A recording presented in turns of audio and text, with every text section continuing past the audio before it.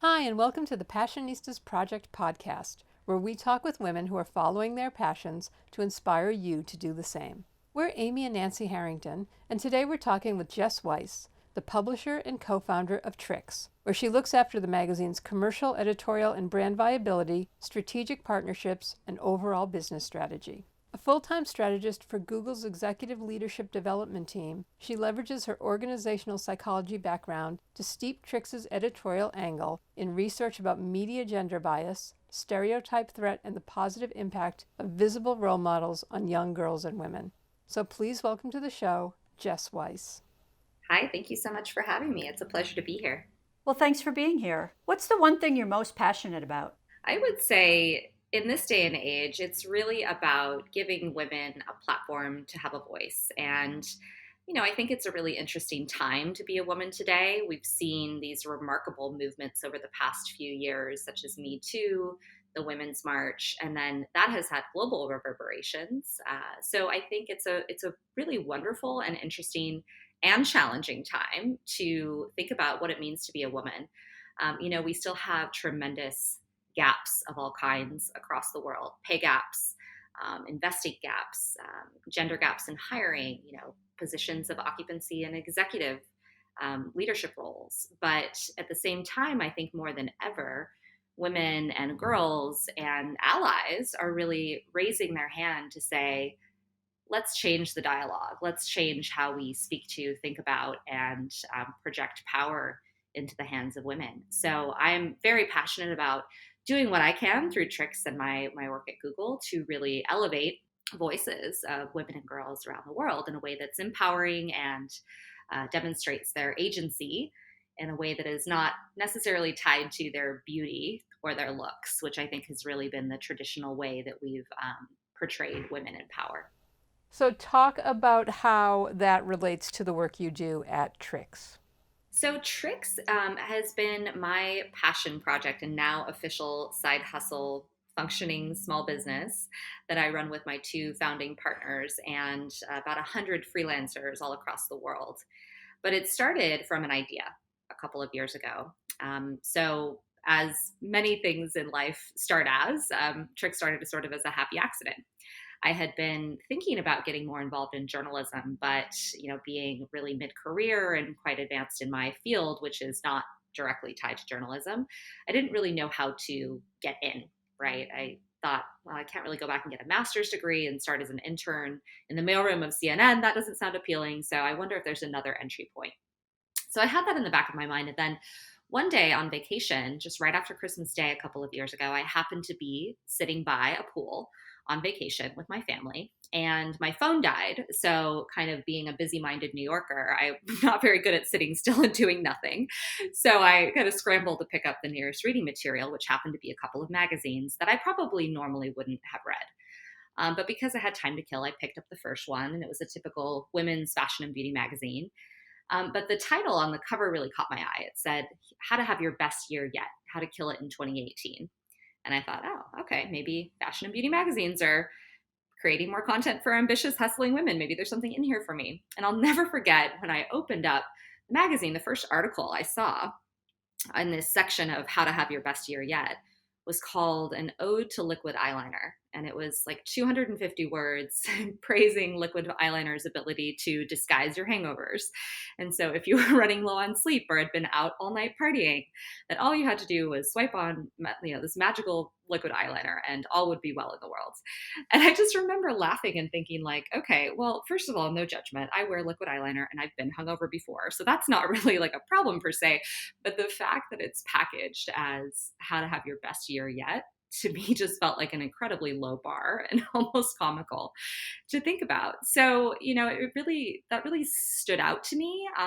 But I probably would have just set that aside and not thought twice about it because I'm so used to seeing women's magazines that really focus on this kind of shallow content, only talk about fashion and beauty and portray these really unrealistic standards of beauty through their models and their advertisements. But I happened to also pick up a men's magazine, men's lifestyle magazine, which I had never read before. And I opened the pages and was immediately blown away by the variety and depth and intelligence behind the editorial.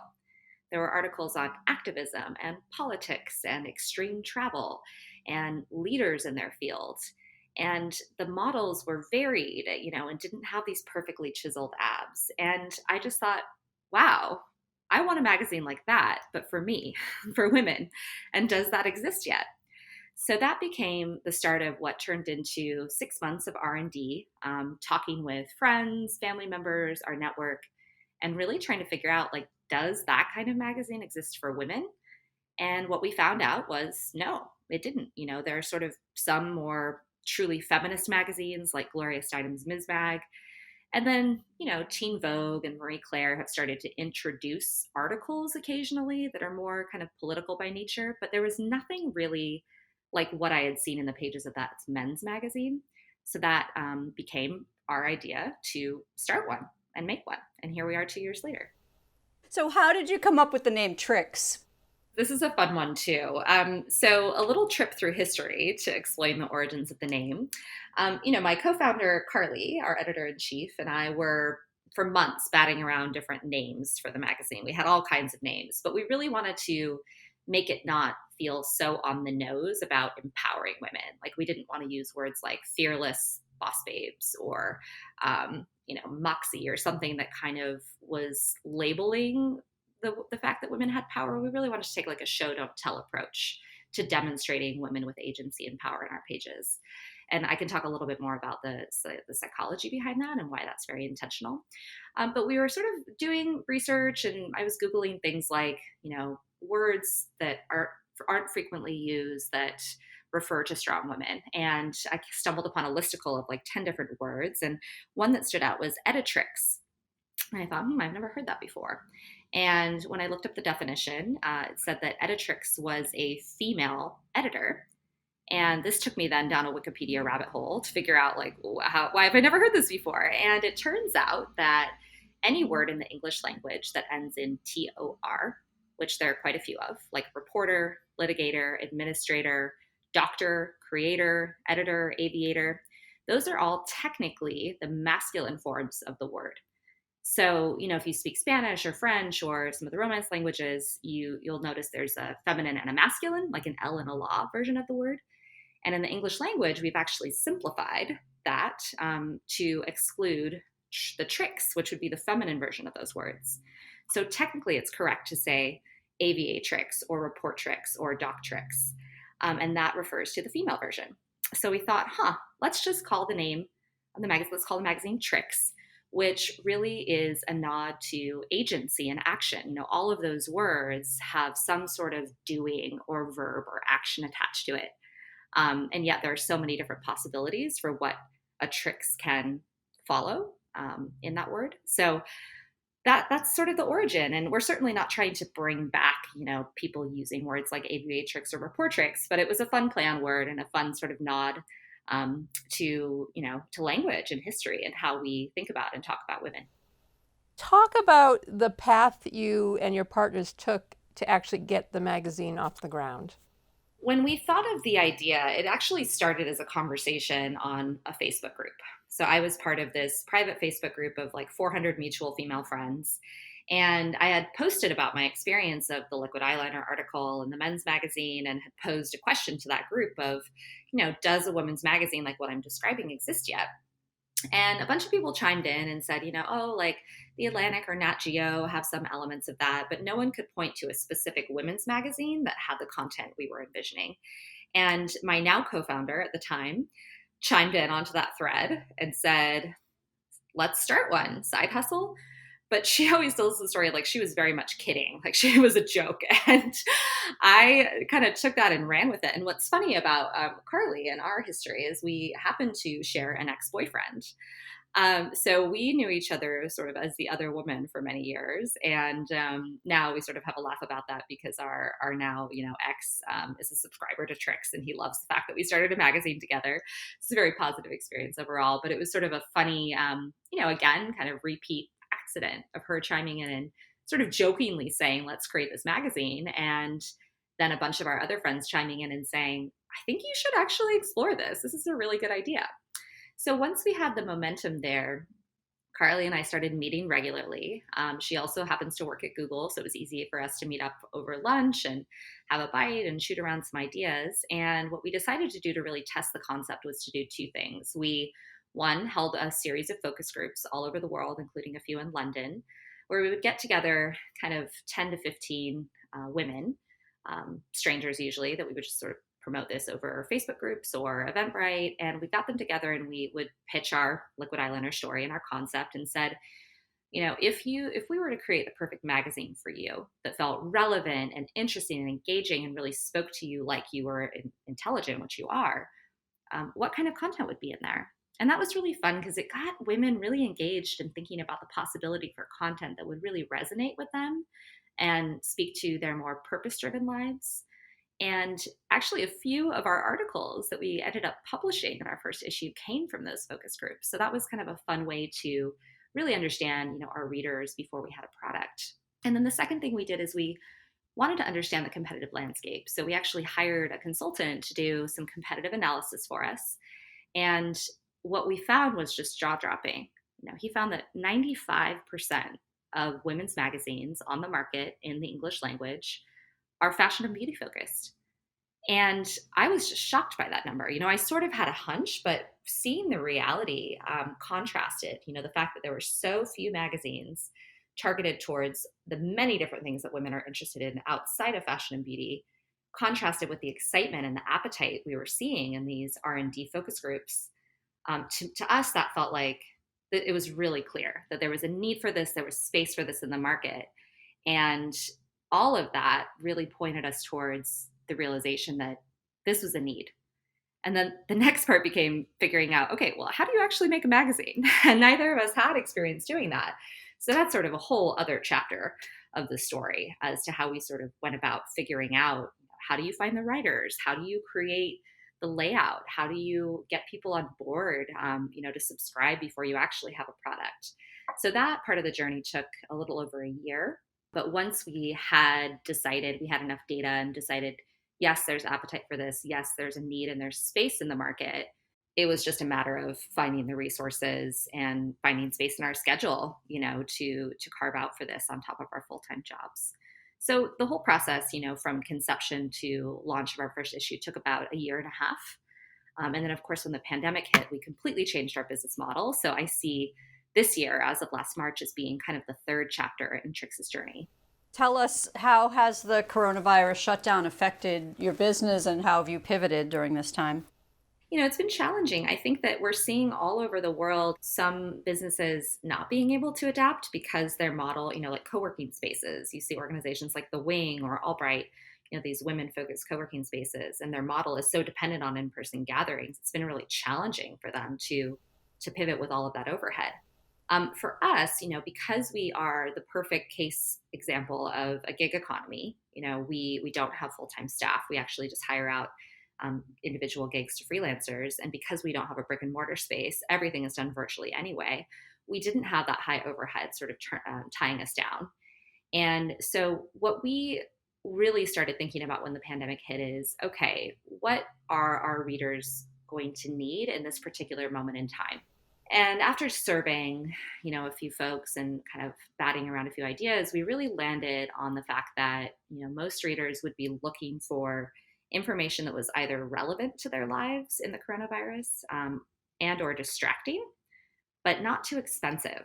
When we first launched, we had a really premium print product. Our magazine was this beautiful, thick coffee table style magazine that was like $15. And we thought, with all the economic uncertainty, some people losing their jobs, really trying to strip back spending, people probably aren't going to be eager to spend $15 on an individual magazine. So how do we actually make a pivot to make Trix content more accessible to a wider audience and also affordable? So what that meant for us is actually going completely digital. So we no longer have a print product, at least for now. But what that's enabled us to do is to produce content on a more frequent basis. So rather than these quarterly issues, which we were publishing prior to the pandemic, we're now releasing new articles every single week. And we're tapping into an international network of freelance journalists, people who write for, the Times in London, or report on the region of West Africa for the New York Times, or report on border issues in South America for the BBC. All of these journalists all over the world, now we can access and say, hey, tell us what's going on in your part of the world. We can put that up on our website and actually move to an annual subscription plan that's a lot more affordable than the individual magazine. So I think in a way, I hate to say, I hate to say that there's any sort of blessing from such a terrible global pandemic, but I do think in a way it was sort of the best thing that could have happened for our business in terms of what we're able to now produce and the readers that we're able to reach. That happened very quickly. That happened over the course of maybe a month or two. But I'm very, grateful to my team for being willing to say, okay, this isn't what we had in mind when we started, but this is what the time is calling for, and this is what our readers need. So let's just make sure that we're meeting those needs in this moment, and we'll continue to watch the market and see how things change, if and when we can come out the other side of this thing. That's great. I do think there are going to be blessings like that on so many levels for people. And the people who can adapt and change are the ones that are going to survive and thrive at the end of this, So it's really great that you were able to do that. I agree. One thing just to build off of what you were saying there, we actually ran an interesting article on the common factor that surprised us when we did research into what businesses were actually thriving and able to adapt. Like, is there anything that they have in common? And what we found was really interesting. Most women-owned businesses are small businesses. There are actually very, very few that have, over 500 employees, which is a gap in and of itself. But so we really looked at surveying women small business owners, and we found that the ones that are really thriving right now are meeting basic needs. So they're, meeting people who are in a state of survival, and they're doing things like, whether it's food related or meditation focused for health and wellness, or connecting people in some way to online communities. Those are the ones that people really, need products and services from. So to the extent that's helpful for any of our listeners out there, if you're thinking about pivoting your own endeavors, really think about the fact that society is in survival mode right now, and how can you meet their most basic needs in this moment. We're Amy and Nancy Harrington, and you're listening to the Passionistas Project podcast and our interview with Jess Weiss. To learn more about Tricks Magazine, visit tricks-magazine.com. Now here's more of our interview with Jess. You mentioned the global network of journalists that you're working with. How do you find the journalists that write for Tricks? And do you take contributions or pitches from women outside of that network that you have? We do. So we, in fact, started finding all of our writers by posting to different Facebook groups that are designed for freelance writers around the world. So there are a couple. Binders Full of Writers is one that has kind of a fun name, and the other is Study Hall. So these are listservs and Facebook groups that anyone around the world can join, and are known to be sort of the go-to for sourcing freelance writers. And then in some cases, we had our eye on particular writers that had a voice that felt very aligned with Tricks, not just writing about women's issues, but also very solutions oriented, and can write in a very sort of elevated, substantive, intellectual way. So in some cases, we proactively reached out to writers and photographers whose work we admired. And in other cases, we would just post to these listservs and Facebook groups with an open call for submissions. And so that has enabled us to basically fill out our editorial calendar, but we continue to accept pitches on a rolling basis. And, while we look to really go to seasoned journalists to help build our brand credibility, and also just to make the editorial part of the process lighter on, our very small team, we tend to go first for those more established journalists. But because we so much believe in elevating women and lifting women up and mentoring aspiring and emerging writers, we reserve about 25% of our stories for non-professional writers, people who just do it for a hobby, for guest authored op-eds, or for really the newer ones who are just trying to get their feet wet. And our editorial staff has a real passion for actually mentoring aspiring and new writers. So we do try to keep a little bit of room for those folks. And coming later this year, we'll be introducing storytelling workshops. So we actually can provide education and training for the newer journalists on the field, while also producing that more kind of credible long form feature and investigative journalism. So now, is that mentoring in addition to the coaching and consulting kind of stuff you already do now? Tell us about those services. We have not yet come out with our workshops. We're kind of right in the middle of a planning mode to expand our business model. And since we've had to make this pivot, away from in-person events, which we really heavily relied on for income and also just to build community, and have moved away from this print product, we have to think about diversifying our revenue streams. So the plans that we have for that involve what we call the three C's. So content, which is the magazine, coaching, and community. So our coaching and consulting services will be expanding to go beyond just one-on-one coaching with one of the founders, which is what we currently offer and is quite a popular product that our readers really enjoy.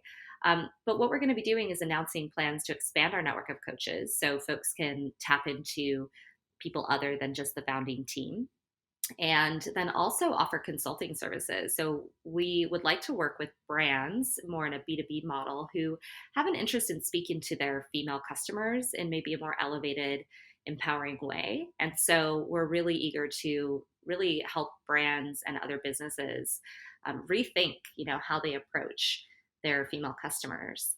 And then the community aspect, we are really moving towards sort of the courts model of building in member benefits. So anyone who subscribes to the magazine will also have access to online workshops for personal and professional development, group coaching. So, coming together with maybe a group of 10 other women if they can't quite afford the higher premium individual one-on-one coaching. And then also access to speakers. So we've had some really great fireside chats with people like Sally Krawcheck, who is the CEO of Ellevest, the first women-focused investing firm. We've also done great panels with senior editors from the New York Times and Vice and Huffington Post, teaching women who have expertise in their field how to turn that expertise into an op-ed and actually get published. And I was so thrilled to learn that after our last workshop on that topic last year, 3 of those attendees actually had their op-eds published, one in Newsweek, one in Project Syndicate, and one in Politico. So it's really exciting for us to see that this kind of training is working and helping writers and women to have their voice heard. So that will all be coming probably this July, but will offer us a way to just reach different readers and really elevate women in a more direct skill building and development kind of way. While you've been doing this, you have also been working full-time at Google. Tell us about your work there and tell us about how you do both of these things at once. So my background at Google is in organizational psychology. So I am trained in social organizational psychology, which is essentially the study of how groups interact. So group dynamics, group behavior. And my team at Google really looks after development for our leaders and managers and thinks about how to apply best practices in organizational development to support them in being good stewards of culture, in really bringing out the highest potential in their reports, in getting into sustainable high performance so they're not burning out. And so I'm really interested in things like unconscious biases and stereotype and how, you can write an unbiased perf review, especially for minorities, women of color, marginalized groups that can be particularly impacted by these very invisible stereotypes that we tend to place on others. So a lot of my work is really focused on, bringing down those invisible barriers that might be holding some back.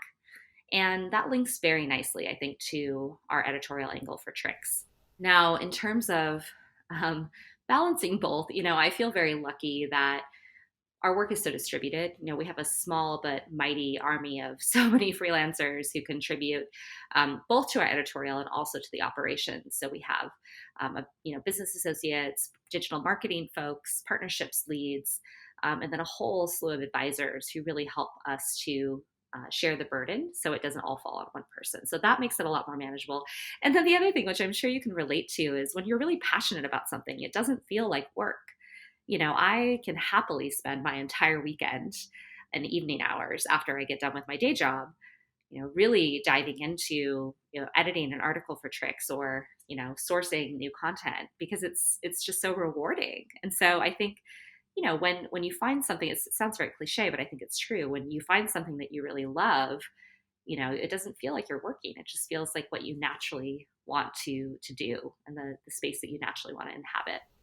Is there something that you've learned while at Google that's helped you in building Tricks?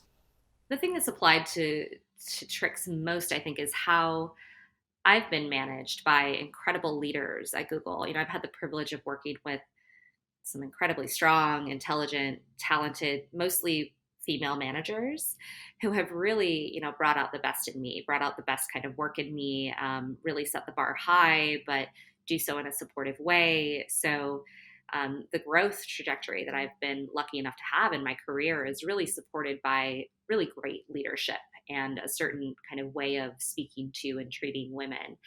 And I think we really try to leverage that in terms of how we speak to our readers. I'll give an example. So I actually hate the word girl power. And that might be a controversial statement. And I actually don't like to use the word empowerment very often. And the reason for that is because of this thing called stereotype threat. So the summary of that concept is, there are certain stereotypes that are connected to aspects of our identity. And they're not obviously necessarily true, and many of them are harmful, but they tend to impact the way that we behave and think. So, for example, and psychologists have studied this, for example, a stereotype that exists is Asians are good at math, or African Americans are good at sports, or women are bad at math. And there are many different versions of those stereotypes that relate to talents and abilities. And what researchers have found is that when you remind someone of their identity and then ask them to perform a task that has a stereotype related to that identity, they perform better or worse than those who aren't reminded of their identity. So, if a woman takes a math test and is asked to mark her demographic before the math test and then is told, this is a test about your abilities in math, what happens is she thinks of herself as a woman, is subconsciously reminded of that stereotype that women are bad at math, and that increases her performance anxiety, which causes her to do worse on the test than if she didn't think about the fact she was a woman at all before taking the test. And research has shown that in those cases, those control groups, the women perform just as good, if not better.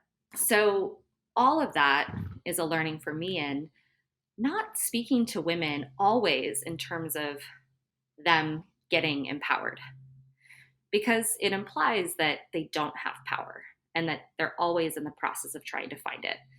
And while I think it's true that there are plenty of inequalities that we need to pay attention to and plenty of, rights and progress towards women's rights that still need attention, I think we also have to start to speak to women like they already have power, and to not constantly be reminding them that they can be fearless or that they can have power, that they can get empowered, but rather to assume that they have it.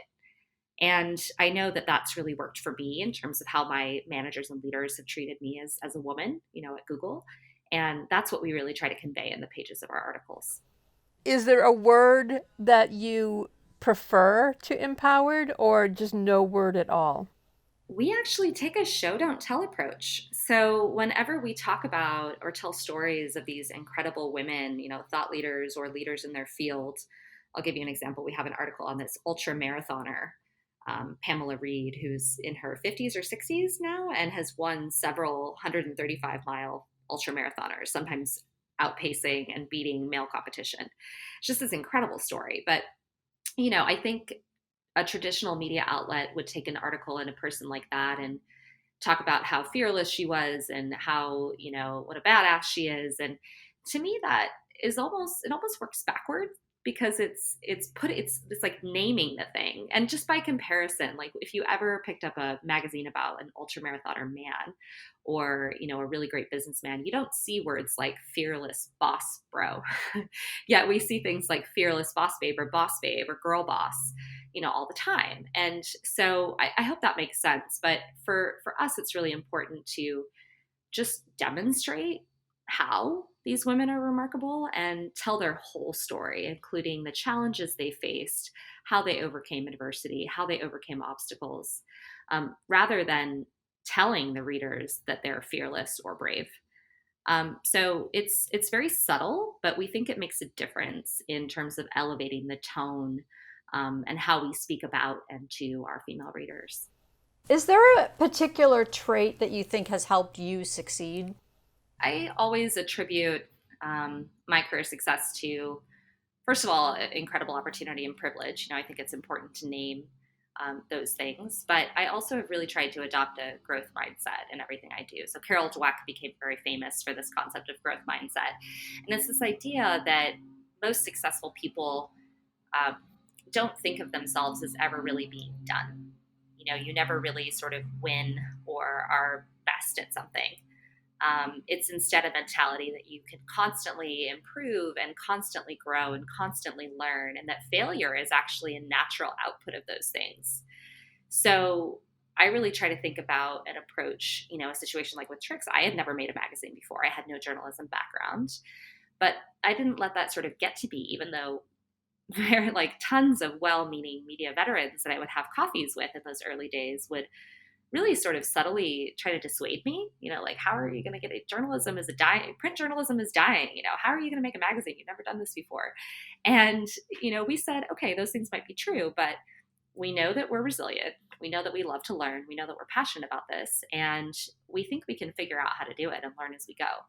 So I think it's that not being afraid to fail that's really allowed for us to learn as we go and then grow and pivot where we need to, and not sort of being held back by this idea that we don't have experience or that we'll fail. I see failure as a sign that we're onto something and that we're learning, as we go. What's your definition of success? I love this question because our magazine tagline for Tricks is a magazine for women who define success on their terms. And we came up with that as a way to, again, nod to women, for me, have been so held back by standards of, what others think they need to be successful, whether that's being beautiful or thin or a mother or, a homemaker or someone's girlfriend. There's so many expectations placed on women, really around the world. And for me, the most liberating thing I think we can do for ourselves is to define success on our own terms, and to, it doesn't mean becoming like a social recluse, but essentially saying like society and external validation isn't what I need to feel successful. Success for me is based off of my values and what I care about and where I want to place my energy and time. So my definition of success is of course more personal than that, but I thought I'd just nod to the fact that we really think that women should be defining success on their own terms, whatever that looks like for them. Thanks for listening to the Passionistas Project podcast and our interview with Jess Weiss. To learn more about Tricks Magazine, visit tricks-magazine.com. Please visit thepassionistasproject.com to learn more about our podcast and subscription box filled with products made by women-owned businesses and female artisans to inspire you to follow your passions. Sign up for our mailing list to get 10% off your first purchase. And be sure to subscribe to the Passionistas Project podcast so you don't miss any of our upcoming inspiring guests. Until next time, stay well and stay passionate.